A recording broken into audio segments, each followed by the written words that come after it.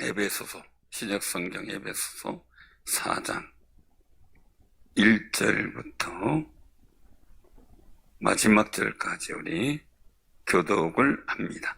자, 교독합니다. 에베소 4장 1절. 그러므로 주 안에서 갇힌 내가 너희를 권하노니 너희가 부르심을 받은 일에 합당하게 행하여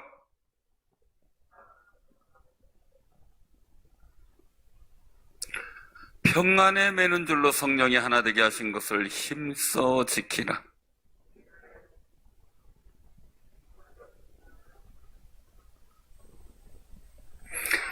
주도 한 분이시요 믿음도 하나요 세례도 하나요.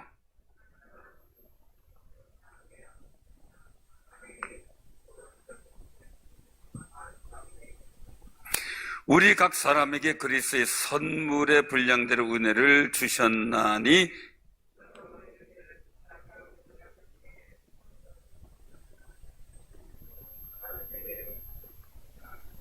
올라가셨다 했은즉 땅 아래 낮은 곳으로 내리셨던 것이 아니면 무엇이냐?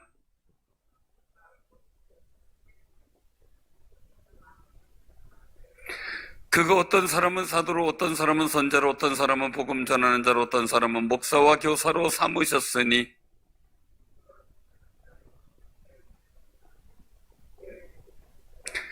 우리가 다 하나님의 아들을 믿는 것과 아는 일에 하나가 되어 온전한 사람을 이루어 그리스도의 장성한 분량이 충만한 데까지 이르리니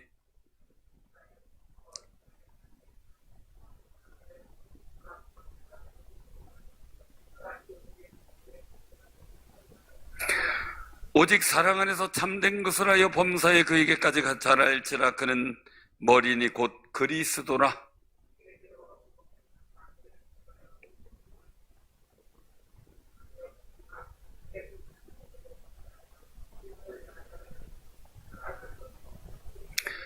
그러므로 내가 이것을 말하며 주 안에서 증언하노니 이제부터 너희는 이방인이 그 마음에 허망한 것으로만 행한 같이 행하지 말라.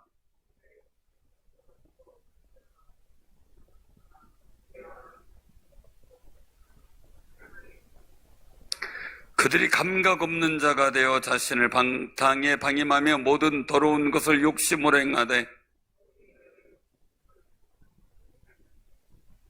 진리가 예수 안에 있는 것 같이 너희가 참으로 그에게서 듣고 또한 그 안에서 가르침을 받을진대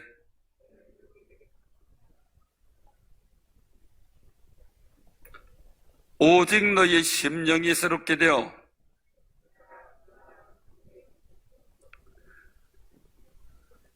그런즉 거짓을 버리고 각각 그 이웃과 더불어 참된 것을 말하라. 이는 우리가 서로 지체가 됨이라. 마귀에게 틈을 주지 말라.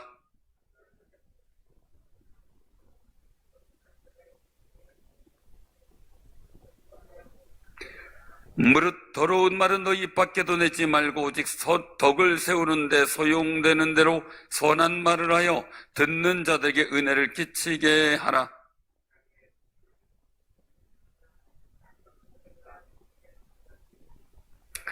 너희는 모든 악독과 노함과 분냄과 떠드는 것과 비방하는 것을 모든 악의와 함께 버리고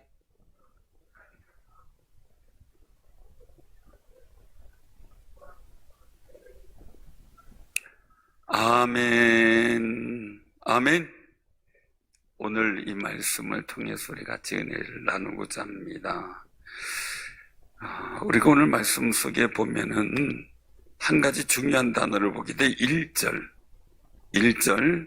같이 한번 봉독합니다. 시작. 그러므로 주 안에서 갇힌 내가 너희를 권하노니 너희가 부르심을 받은 일에 합당하게 행하여. 아멘. 합당한데 우리가 어떤 데 합당하게 행해야 되는가라는 그 말씀을 우리에게 주고 있어요. 그래서 오늘 여기서 한번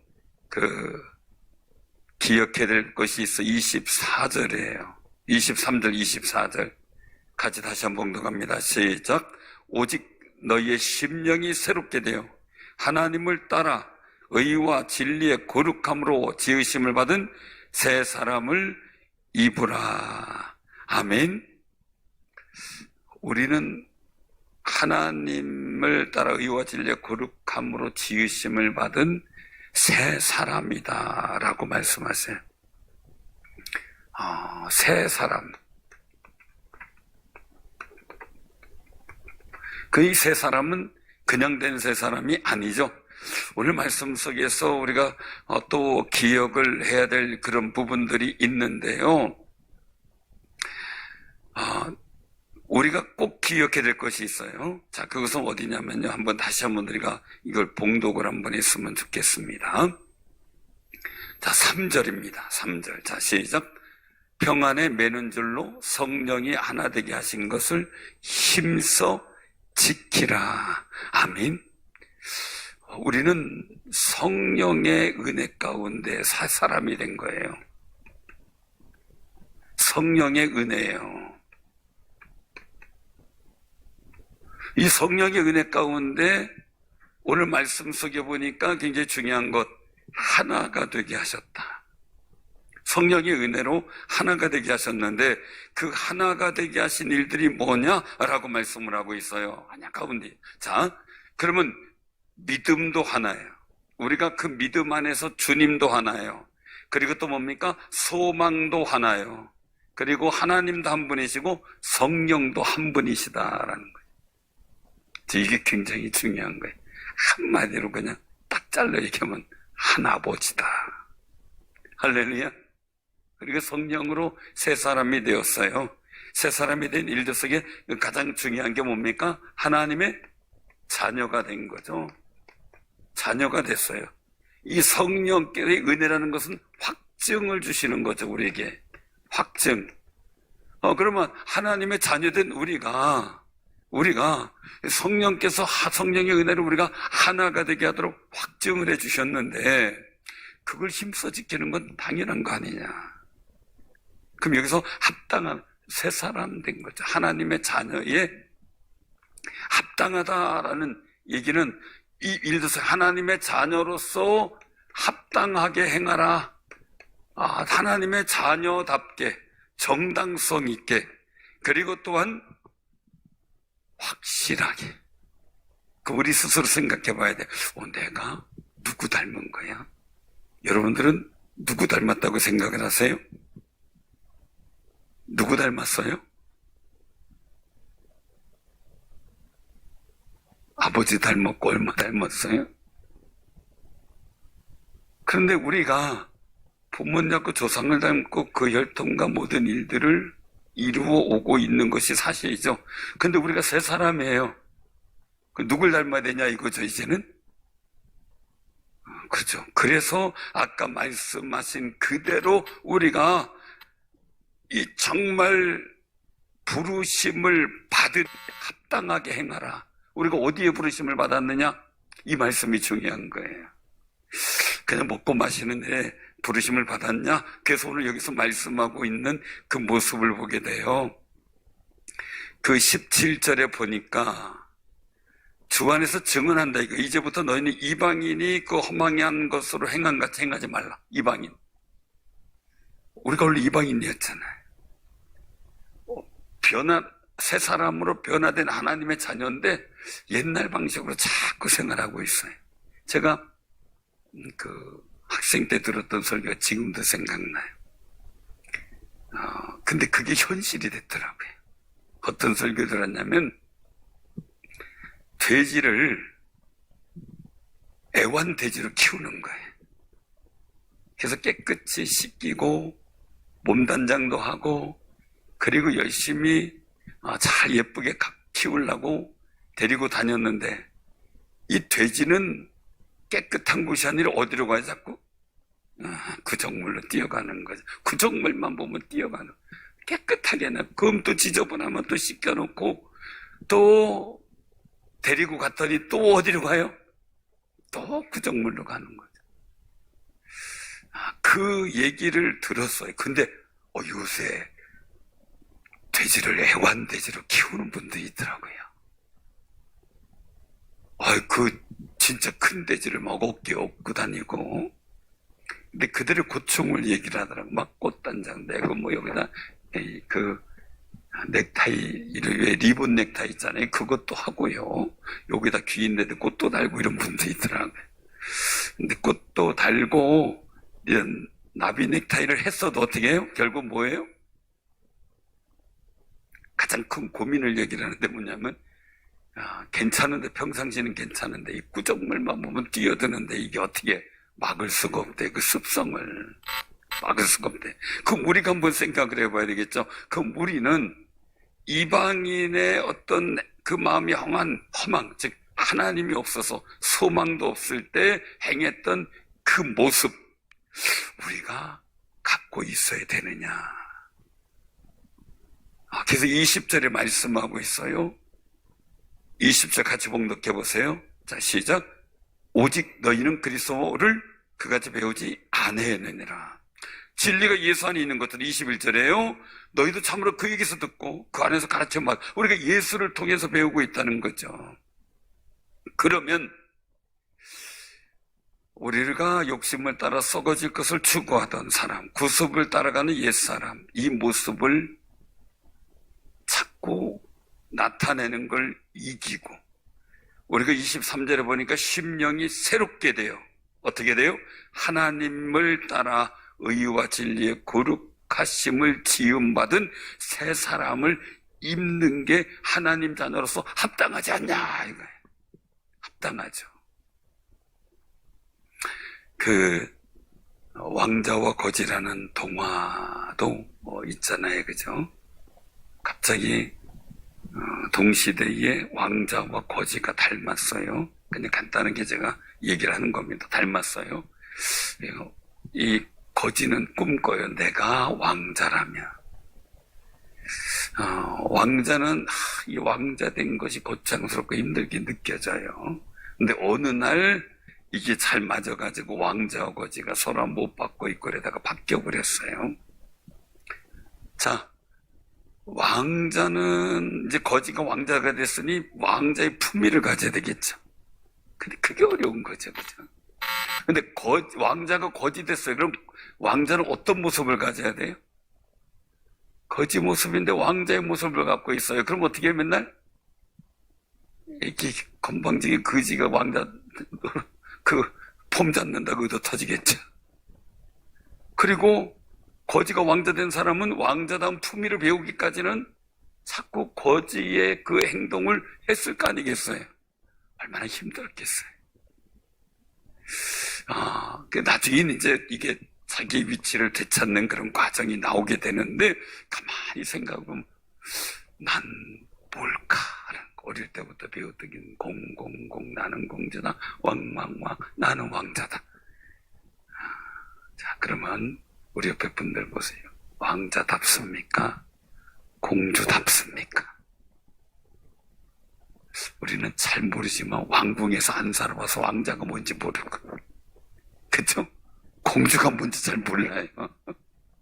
어떻게 하는 건지 잘 모르죠. 근데 왕자나 공주는 어려서부터 그 예법을 배우잖아요. 그리고 그런 문화 속에 살아가잖아요. 그래서 우리가 어떻게 돼요? 진리 가운데 하나님의 자녀답게 살아갈 품위를 유지하는 예법 우리가 성경을 통해 배우는 거예요. 그 예법 우리가 배워가고 그 모습, 거룩한 모습을 우리가 나타내야 되는데 우린 그 귀찮아요 자꾸. 그죠? 왜 자꾸 그렇게 하라 그러는지 모르겠어요. 그죠? 간섭받기 싫어하고요. 누가 타치하는 거 싫어하고요. 참 어려워요. 한 목사님 한 분이 속상해가지고 막 전화가 왔어요. 목사님 이럴 때 어떻게 합니까?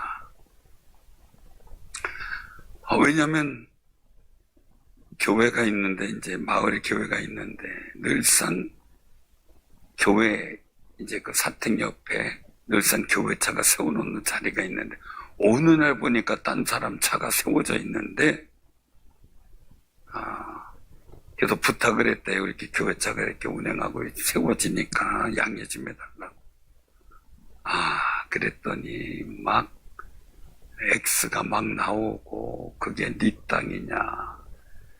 네 땅이면은 그 증서를 갖고 와봐라. 땅 문서 있잖아요. 그죠? 네 지적도 갖고 와봐라.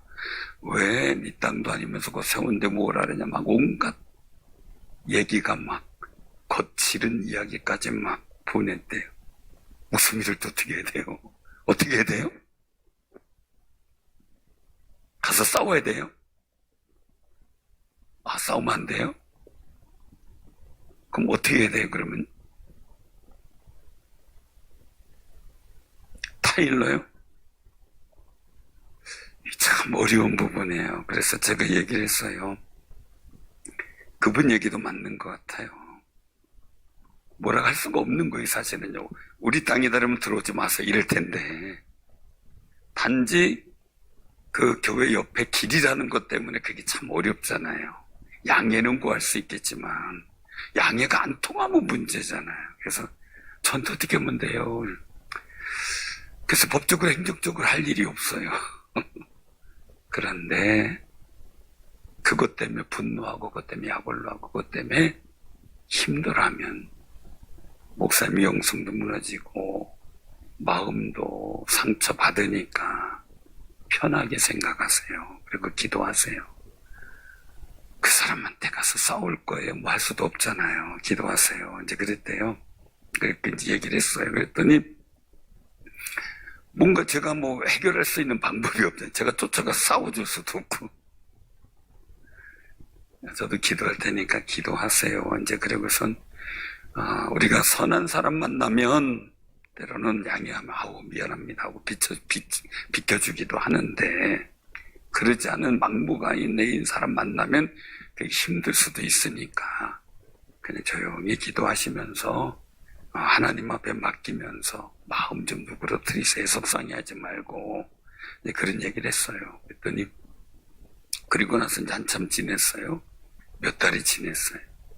근데 이제 오늘 와서 얘기를 하는 오늘 제가 봤더니 그 얘기를 참 목사님 그때 그 주차 문제 때문에 한 말씀드렸잖아요. 그 참 어떻게 됐어요? 그랬더니 목사님 새로운 역사가 일어났습니다.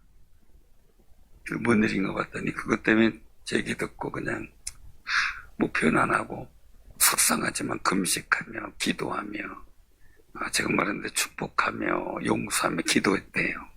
기도했는데 어느 날 갑자기 그렇게 막 강하게 부정하면서 새 차를 세우던 사람이 차를 안 세우더래요. 어느 날 갑자기. 그래서 얘기했대. 여기 세워도 됩니다. 그랬대요. 이제 문자를 보내서 여기 차 세워도 돼요. 한동안 세우다가 세워도 돼요. 그러니까 교회 차 세워야죠. 또 이렇게 답변이 나오더래요. 그러더니 그 다음에 또 무슨 일이 생겼는가 이제 얘기를 듣는데 그 조그마한 텃밭이 있어가지고 거기다가 거름을 넣으려고 이렇게 하는데 그 거름을 들고 와야 되는데 힘들어하니까 그분이 갑자기 이렇게 보더니 힘드시겠네요. 제가 들여드릴게요. 어깨 둘러 옷 보래요. 그렇게 하지 마세요. 옷 빨면 되죠. 이러고선 어깨 둘러매고 갖다 주더래. 거기 차를 세워서 멀리 세워가지고 갖고 오는데 무슨 이런 일이 있어요. 봐요. 감정 갖고 하면 안 돼요. 우린 기도 갖고 해야지. 용서하고 축복하는 거 갖고 해야지. 영적 싸움은 감정 갖고 하면 안 돼요. 그냥 같이 막 욕설하고 그러면은 하나님의 영광도 안 되고 품위도 사라지고 하나님의 자녀다 모습도 사라지잖아요. 그 참 어려운 거예요. 어려운 건데 해결할 방법은 하나님의 자녀답게 새 사람답게 해결점을 찾는 게 너무 중요하다는 거죠. 그러니까 아주 그냥 너무 좋대요. 너무 좋대요. 사랑하는 성도님들, 그래서 오늘 여기서 말씀을 하고 있어요. 여기서 말씀하고 있는데 25절 이후로부터는 그 일들 속에 나타나고 있어요. 한번 25절부터 27절까지 한번 봉독합니다. 시작. 그런즉 거짓을 버리고 각각 그 이웃과 더불어 참된 것을 말하라. 이는 우리가 서로 지체가 됨이라. 분을 내어도 죄를 짓지 말고 해가 지도록 분을 품지 말고 마귀에게 틈을 주지 말라. 아멘. 그래서 우리가 기억해야 될 게 뭡니까? 바로 무릇 일도 속에 틈을 주지 말라. 틈을 주면 어떻게 돼요? 30절에 있는 것처럼 하나님의 성령을 근심하게 만들어요. 근심하게만. 그리고 누가 좋아해요? 마귀가 아싸야 하면서 좋아할 거예요. 그죠? 왜냐면은 하나님의 성령은 하나님의 거룩한 품성을 닮은 사람과 함께하기 원하세요. 그래서 사울을 떠나 다윗에게 가는 거예요. 그러니까 제가 늘 말씀을 드렸던 그 부분 중에 하나가요. 제가 학생 때 기도의 은혜를 체험하고요. 하나님을 만나는 거룩한 은혜 속에 제가 뒤집어졌을 때 제가 딱 생각한 게 있어요. 야, 능력 있어야 되겠다. 그래야 복되겠다. 야, 그리고 막 열심히 기도해서 은사 받으려고 애를 썼고 막 많은 은사도 경험하고 그랬어요.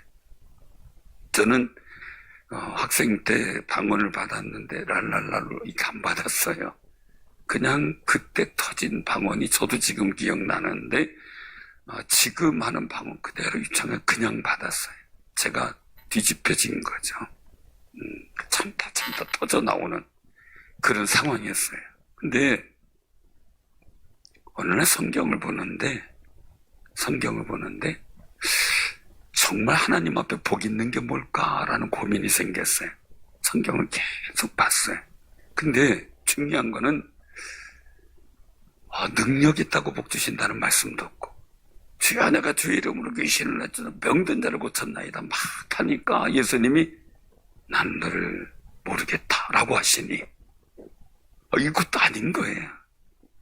그래서 참 고민이 많이 빠졌어요. 그래서 하나님 앞에서 어떻게 해야 정말 내가 복된 삶을 살아갈 수 있을까라는 고백을 하는데, 모세를 보니까 모세가 그 온유함이 모든 지면의 모든 사람마다 승했다. 다윗은 하나님과 마음이 합했다. 요셉은 그가 마음이 하나님이 함께 하셔서 형통한 자가 되었다. 절대 모세가 홍해를 가르고 10가지 재앙을 일으키고 만석에 물렸다고 복 있다고 안 해요. 온유함이 지면의 모든 사람보다 승했다. 이걸 기억이시거든요. 가만히 보면 아브라함에게도 너는 복이 되라 말씀하셨는데 너 능력이 있어 사람으로서 이게 아니었거든요. 그건 아니었는데 너는 복이 되라 말씀하세요. 복은 뭡니까? 나타나는 능력에 대한 표현이 아니라 마음에 간직하는 거예요. 그래서 너를 축복하는 자를 복 주시고 너를 저주하는 자를 저주하겠다. 내가 복 있는 사람으로 살아가는 성품의 역사가 있어야 되는 거죠. 복이라고 하는 것은. 그래서 복받을 마음이 따로 있다 그러잖아요. 여러분들도 복받을 마음 되시기 바랍니다. 그리고 나서 성경을 또 보는데 마태복음 5장 산상수훈에 보니까 뭐가 나와요? 심령이 가난한 자가 복이 있다 그러죠. 근데 저도 땅이 좀 있었으면 좋겠는데 온유한 자가 복이 있느니 저가 땅을 기업으로 받는다 그러잖아요. 능력 있는 자가 복이 있나니 땅을 기업으로 줄 것이고 그랬으면 쫙 은사 막 받고 이랬을 텐데, 온유한 자가 복이 있나니 땅을 기업으로 받을 것이며 라고 말씀하는데, 야, 내가 온유한 자가 돼야 되겠네 이 생각이 드는 거예요. 그때부터 주야 온유한 자 되게 하옵소서, 온유한 자 되게 하옵소서, 그냥 그것만 갖고 기도했던 적이 있어요. 지금도 내내 주여 온유한, 어떻게 온유한 자가 됩니까? 주여 온유한 자가 되게 하옵소서. 그래서 그 온유한 마음을 모세한테 배우려고 많이 노력을 했어요. 오늘 왜 그랬을까 그 생각을 하니까 하나님의 진리의 역사에 닮은 모습이 있는 사람 하나님 찾으시는 거예요.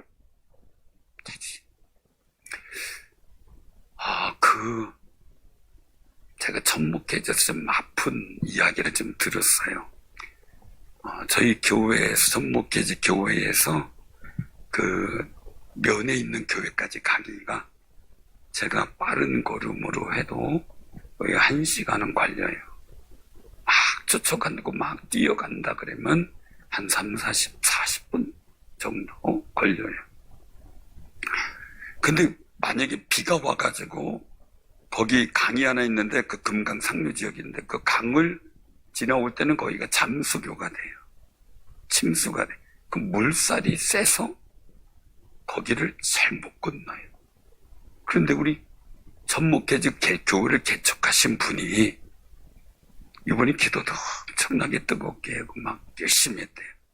어느 정도냐면 그 거리를 이 마을에 교회가 없을 때 그 거리를 365일 빠지지 않고 새벽 기도를 했대. 대단하더라고요. 얘기를 들어보는데. 그래서 교회를 개척했어요. 이분이 막 전도를 해가지고 막 교회가 처음 개척하고 그때 한 80호, 85호 정도 됐을 때였다래요. 뭔지 말은 100호 가까이도 됐다고 얘기를 하는데 한 그 정도야. 이건 마을 주민들을 전도하는데 막 8, 90명까지 막 전도를 한 거예요. 처음에 교회 세우는. 왜냐면 그렇게 열심히 하는 분들 보고 면교회에서나 노회에서 교회 하나 세우자. 이래가지고 교회 땅을 사가지고 교회까지 져가지고 개척을 했어요. 얼마나 대단한 거예요. 근데 이분이 한 가지 못한 게 있어요. 그렇게 막 큰 일을 했음에도 불구하고 자기 성질을 못 버렸어요. 자기 성질. 그래서 오늘 이 분을 내어도 죄를 짓지 말며 해가 지도록 봄을 품지 말고 마귀에게 틈을 주지 말라. 이제 그 말씀인데 이분이 주민들이 마을 주민들 이게 조금만 분노하는 일이 생기면 물불을 안 가리는 거예요. 그리고 엄마가 화냈겠다고 엄마한테 칼 들고 막 설치고 막 이런 일까지 한 거예요. 근데 결국은 귀신이 들려버렸어요. 틈을 주니까. 귀신 들려가지고 결국은 고생하다가 교회는 또 다시 그 개척 멤버 그렇게 놓으니까 힘들어지고 그런 상황 속에서 교인들이 빠져나가고 그런 과정 속에 다른 분들이 와가지고 있었는데 너무 힘들고 포기하고 결국은 교회를 폐쇄하겠다고 결정된 교회를 제가 갖게 된 거예요. 아무도 갈 사람이 없어서. 그것도 신학대학 1학년 1학기 마치고 2학기 시작되면서 신학생 1학년이 뭘 알겠어요. 그런데 갖게 됐어요. 근데 그 교회가 다시 회복하고 지금까지 있어요. 목사님들이 목회하시고 너무 감사한데 그 가족을 만났어요. 마산에 사셨는데 그 가족을 만났는데 참 안타까워 하더라고요. 결국 그분이 그러다가 병으로도 소천을 했는데 그 부인 권사님하고 따님이 있는데 참 예쁘게 신앙생활 잘해요. 열심히 하고 필요한 때마다 이제 교회 들려서 또한 인사하고 가고 이제 그런 모습을 봤는데 이 분을 못 참으니까 결국 하나님의 성령을 근심하게 하는 일을 하고 마귀에게 틈을 주게 되더라고요. 사랑하는 성도님들, 우리는 여기 22절에 있는 것처럼 유혹의 욕심을 따라 썩어가는 구습을 따르는 옛사람이 아니라는 거예요. 우리 심령을 새롭게 해야 되는 거죠. 구습 속에 되어져 있는. 그래서 우리가 어떻게 하면 여기 14절을 보니까 이제 우리가 어린아이가 되지 않고 사람의 속임수 간사한 유혹에 빠져 온갖 교훈의 풍제밀려 유동하지 않고 이단의 사설의 모든 게 흔들리지 않고 세상의 풍조와 사상 잘못된 일들 속에 흔들리지 않고 어떤 사람은 사상교육을 너무 막 집중적으로 받으니까 성경대로 보지 않고요 성경을 사상으로 봐서 자기의 사상의 눈으로 보니까 이상하게 해석을 한 경우도 있어요. 우리 꼭 기억하시 바랍니다. 다른 사상의 눈으로 성경을 보는 게 아니라 성경의 눈으로 세상을 봐야 되고 성경의 눈으로 세상의 사상을 볼 수 있어야 돼요. 근데 이게 거꾸로 뒤집혀진 사람들이 너무 많은 거죠. 그래서 오늘 우리가 가져야 될 가장 큰 능력이 뭡니까? 바로 합당한 것 중에 가장 큰 능력 바로 2절입니다. 2절 같이 봉독합니다. 자, 시작. 모든 겸손과 온유로 하고 오래 참음으로 사랑 가운데서 서로 용납하고. 아멘. 사랑 가운데서 겸손과 온유 그리고 인내, 오래 참음. 이 일들이 얼마나 중요한지 몰라. 오래 참음. 왜요? 때로는 힘들 때도 있고 때로는 어려울 때 항상 좋을 수가 없잖아요. 여러분들 가정 부부 생활은 항상 좋나요? 항상 좋았던 분이 있어요? 내가 그런 분이 있으면 저녁을 맛있게 살게. 항상 좋았어요? 때로는 힘들고 어려운 일을 겪고 나가는데 전에 IMF 터졌을 때 참 크게 좀 눈에 선해요.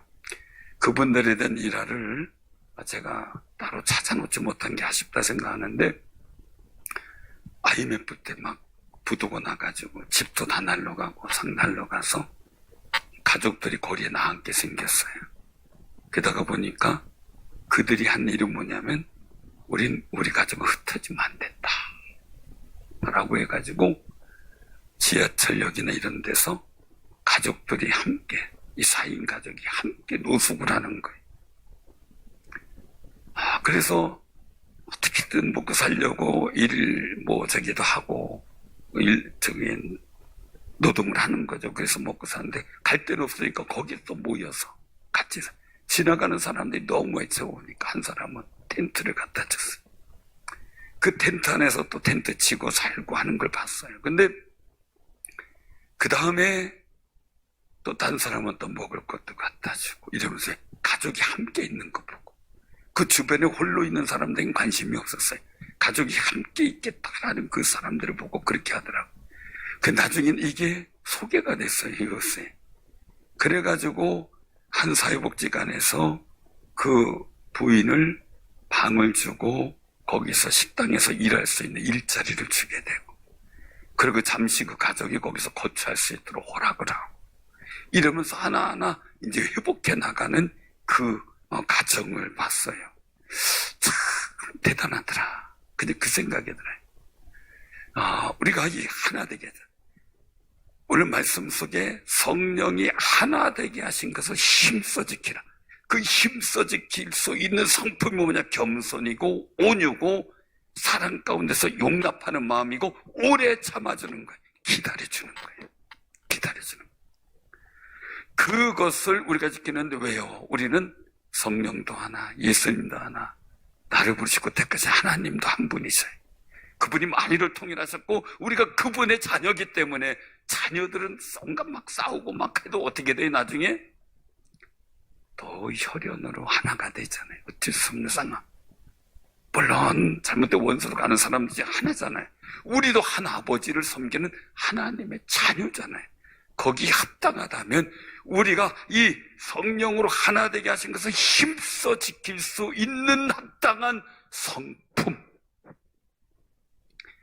바로 이 합당한 것을 이루어갈 수 있는 성품이 만들어져야 된다는 거죠. 이 성품이. 그럼 이 성품 속에서 굉장히 중요한 일은 뭐냐? 우리가 그동안 있었던 욕심의 분노와 이런 것을 따라 살았던 일들이 아니라 우리가 각자가 다 은혜 속에서 직분이 있다는 거죠. 여기서 보면은 하나님께서 만물을 충만하게 하려고 세우신 직분이 있는데 11절에 보면 어떤 사람은 사도로, 어떤 사람은 선자로, 어떤 사람은 복음 전하는 자로, 어떤 사람은 목사, 교사로 주는데 목적은 뭐냐? 성도를 온전하게 하여 봉사 일을 하고, 결국 뭡니까? 이 합당한 성품은 그리스도의 몸, 예수님 몸을 세우는 일에 우리가 부름 받았는데 예수님 몸 뭐냐? 교회죠. 교회가 이 성령이 하나가 되게 하시는 것을 힘써 지키지 못하면 무너지게 되는데, 우리가 그 일을 위해서 여러 가지 속임수, 강산, 유혹 이걸 다 이기고 세상 풍조 여기 혼동되지 말고 15절, 16절 같이 봉독합니다. 오직 사랑 안에서 참된 것을 하여 범사에 그에게 잘 알지라. 그는 머리니 곧 그리스도라.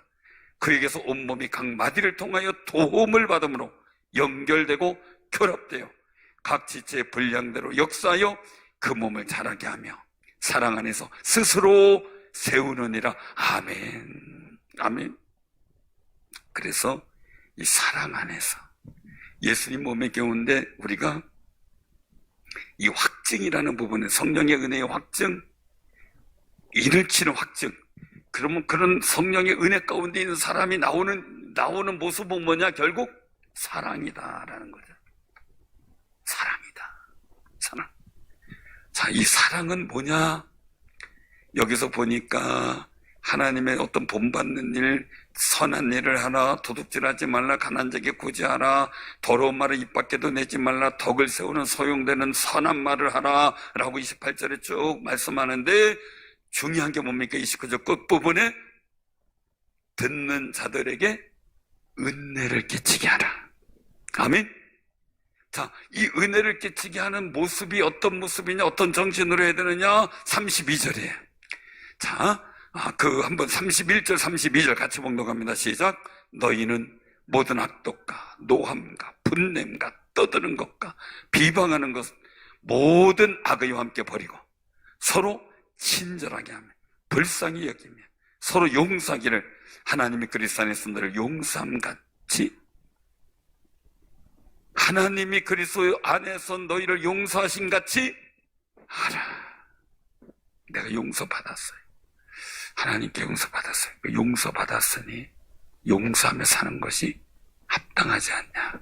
그게 하나님의 성품 아니냐. 그래서 제가 결론 얻은 거예요. 마귀를 이기고 영적으로 승리하는 것, 용서하며 축복하는 거예요. 지금 말씀드렸잖아요. 욥의 결론 뭡니까? 친구들을 용서하고 축복했어요. 자, 요셉의 결론은 뭡니까? 창세기 주는 거, 형들을 용서하고 축복해요. 믿음의 사람들의 일들, 다윗이 끝까지 도망다니면서 다 사울왕을 보호하는데 결국 뭡니까? 용서하고 축복하는 거예요. 믿음의 사람들의 거룩한 성품의 역사가 그렇게 나타나고, 사도 바울도 보면 사울이었을 때 그가 사울로서 사람 다닐 때 용서하지 못하고 증오하고 미워하고 분하고, 그리고 또 스데반 집사님 쳐 죽이기도 하고 감옥에 가두기도 하는 사람이었어요. 근데 이제 사도가 되어서 매맞는 사람이고 그리스도의 그 은혜 가운데 발견되려고 매맞는 사람 되고 갇히는 사람 되고 그리고 굶주린 사람 되고 그리고 핍박받는 자가 됐는데, 그의 마음속에 있는 건 뭐예요? 고린도 교회를 향해서, 에베소 교회를 향해서, 빌립보 교회, 모든 로마 교회를 향해서 항상 용서하고 축복하는 거예요. 그래서 눈물의 일도 속에 사도는, 바울은 사도가 아니다 막 그냥 비난하고 있는 그런 혼동 속에서도 고린도 교회를 향해 용서하며 축복해. 그게 아름다운 하나님의 은혜로 새 사람을 입은 사람의 거룩한 모습이라는 거죠. 사랑하는 성도님들, 우리가 그런 아름다운 성품 속에 하나님의 복 있는 모습을 닮아가는 거룩한 승리가 있기를 주님의 이름으로 축원합니다. 아까 그 말씀드렸던 목사님도 그 원리 가지고 기도했더니 그 사람이 그렇게 바뀌었다는 거예요. 너무나 놀랍게. 조금 있으면 전도될 것 같아요. 그게. 사랑하는 성님들, 우리 한번 기억하면서 부활의 주님 우리가 바라보면서 우리가 주님 앞 새 사람을 입은 사람답게 합당하게 행할 수 있는 용기와 지혜 주옵소서. 우리가 기도하는 시간 갖도록 하겠습니다.